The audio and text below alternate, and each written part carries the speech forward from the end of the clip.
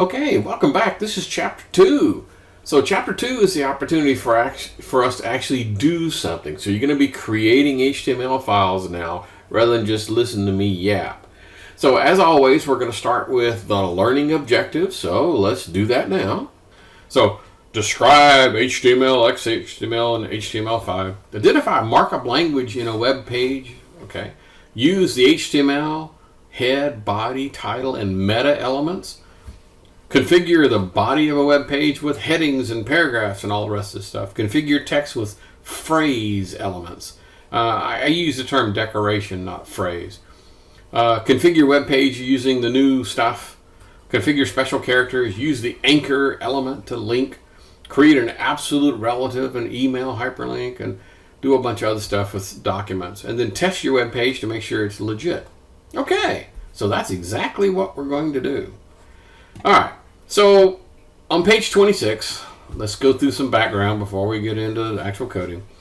So once again, what is a markup language? Well, a markup language is basically text decoration. It's like a word processor, except in this case, it includes other things like graphics and stuff.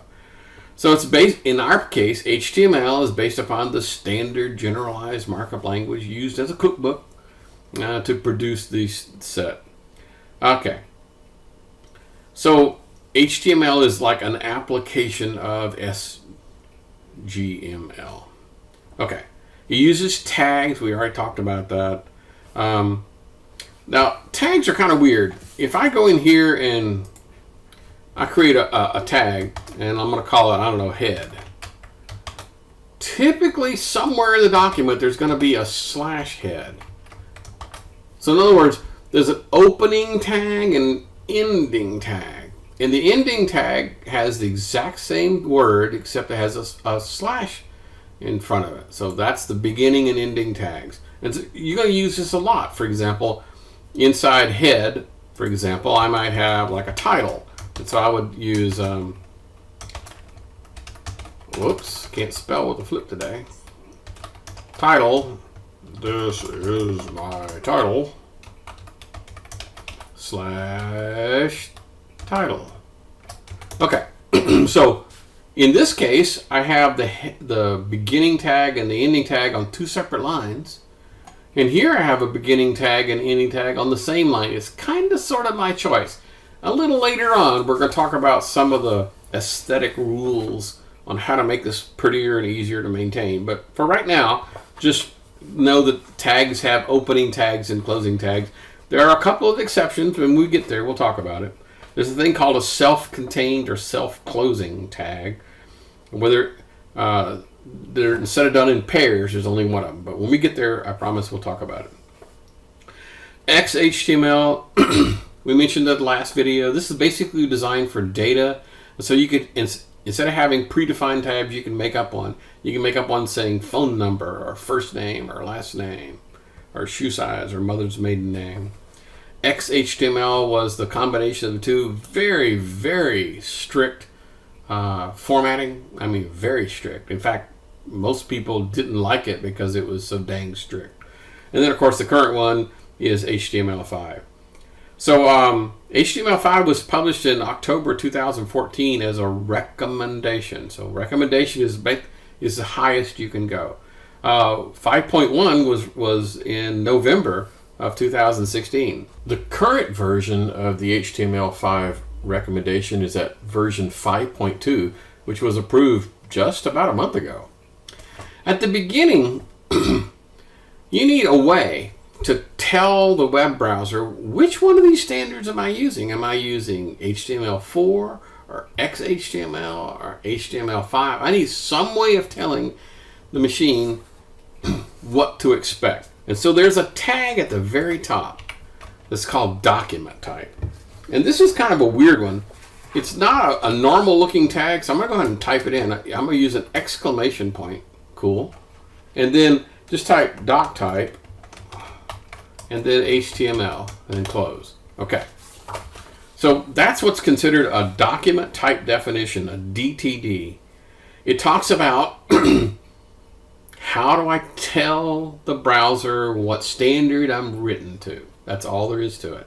Okay, now I will tell you, that technically speaking, that is not really part of the HTML.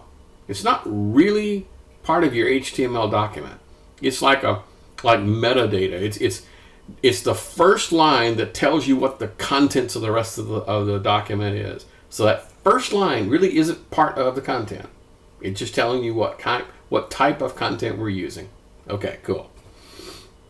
So it's outside of the major tag. Okay. Now, most people don't have to do these little templates. You know, a proper honest-to-God web page is going to have a beginning HTML tag and an ending HTML tag. So it's going to have one of these guys.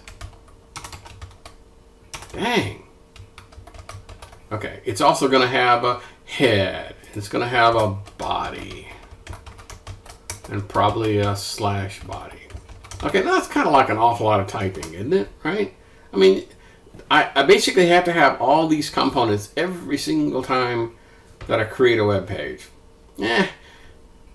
So wouldn't it be kind of cool if we just had a piece of software that did all this stuff for us? Well, that's exactly what we're going to do. I'm going to fire up Visual Studio. As I mentioned before, I'm not obligating you or suggesting that you use this. If you feel comfortable with using it, go right ahead. You know, Notepad++ is an excellent product. It's free. It'll run on a Mac. Great. I'm just familiar with this, so this is what I'm using.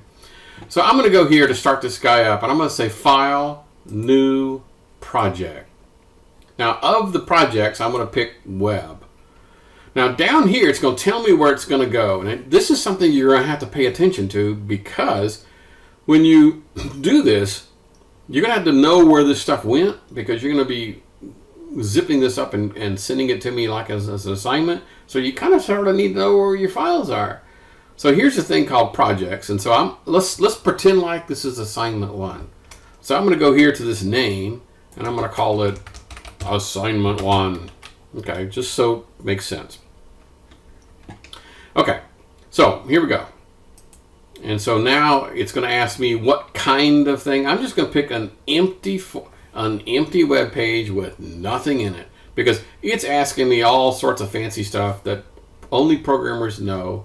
So I'm going to hit the empty one, and yeah, I don't want to do anything on Azure, and so it's going to build this thing for me. Okay, good. Oh, good Lord. All right. So I currently don't have anything in here, which is actually pretty good.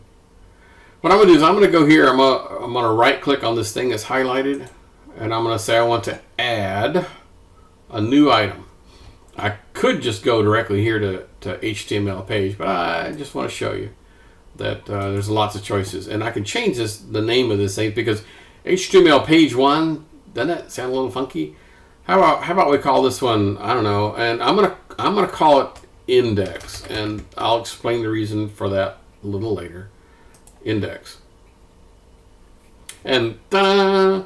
It built all that stuff for me, so I don't have to do this. Now, I also have line numbers turned on. It's an optional item, but I like having line numbers turned on so I could talk to you, for example, and say, well, look up there, line 6, and you'll be going, okay. All right. So it is pre-built all this stuff. Let's just look. All right, here's my document data type. So this is not really part of the HTML document. The HTML document starts on line 2 and ends on line 10. That's the HTML document. There's a title. So I'm going to go ahead and put it here and say, this is my title. Okay. And then there's a body section here. And I'm going to go ahead and throw something in here just to show you. So I'm going to use a P tag. Now, if I just type P, it's going to say, yep, that's legit. And it's going to tell me right off the bat that, I'm halfway through typing. And I'm going to close that. And it automatically, it knew that every time you create a P tag, you're going to need a closing P tag. Isn't that pretty cool? And so it built it for me right there. Saves me typing. If I was doing this in Notepad, not so much. And then I would have a hello world out there. Yay, cool. All right, Now I'm gonna right click on the page somewheres, and say View in Browser. And so give it just a second, and it'll render this page. My fantastic. I'm unable to process your request. Jeez. Try again later. Okay. And there, I didn't even spell hello correctly. Anyway, so there's my wonderful web page. Isn't that great? Woohoo! All right. Now, that's essentially the power of using a text editor. All right. So we're going to go through each one of these little pieces kind of sort of at a time. Well, before we get there, let's talk about some of the conventions. Notice that all the tags are in lowercase. That is by design. And that there's some indentation. Like, for example, in this head section, they indent this up. And I probably should have indented this inside there like that. In other words, this lets me know that I started a tag, but the ending tag isn't anywhere nearby. So I indented it so to force that out. You could have said, well, okay, that's a good rule you should use for everywhere. Now, I will tell you, I could have done title, and then this is my title, and I could have done it this way. I'm gonna do this again and say title, and then tab over and say this is my title. I could have done that, but for something that's kind of short, this it's just a matter of style, whether you want to do it this way or this way. In my world, if it's short, I use this. If it's long, I use this. Now, I will tell you a little later on, if you just type a bunch of junk, there's a way you can use the editor to beautify the document. And when we get there, I'll show you. Just a couple of keystrokes, magic keystrokes, and presto changeo, it'll format the document for you, and it'll look gorgeous.